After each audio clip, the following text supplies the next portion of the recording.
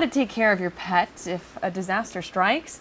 It's something that can easily get overlooked until an emergency happens. And tonight, Anderson County Emergency Management held a class to help people prepare and keep their pets safe during a storm. Fox Carolina's Brookley Cromer here in studio with us. So Brookley, some people may have a plan for their families, but this doesn't always include their pets.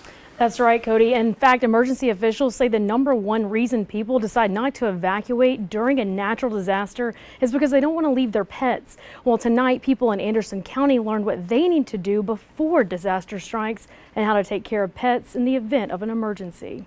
Emergency officials say it's crucial to have a plan in place in case disaster strikes, which also includes your four-legged family members too. It was a great opportunity for people to learn what they need to do in order to get their pets ready in the case of natural disaster, whether it be a winter storm or evacuating from the coast. Anderson County Emergency Management held a class to help people prepare and keep their pets safe during a disaster. Just have a set plan in place. Know where you're going to go, know who you're going to take, know how you're going to get them there.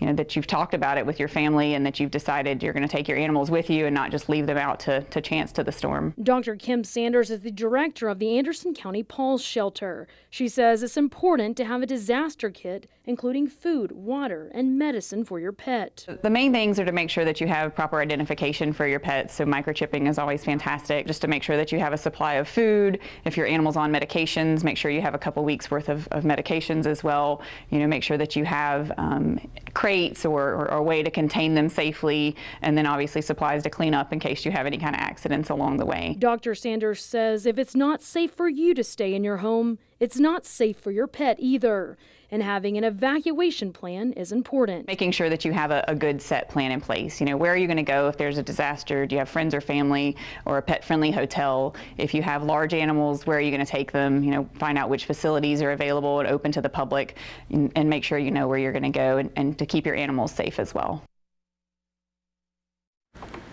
Now, veterinarians also recommend having a manual can opener to open food for pets, which is something that I guess I probably wouldn't have thought of. Right. A waterproof container to store food, and also a first aid kit for pets, which of course can be bought at any pet store. So those are some good tips that the people learned tonight.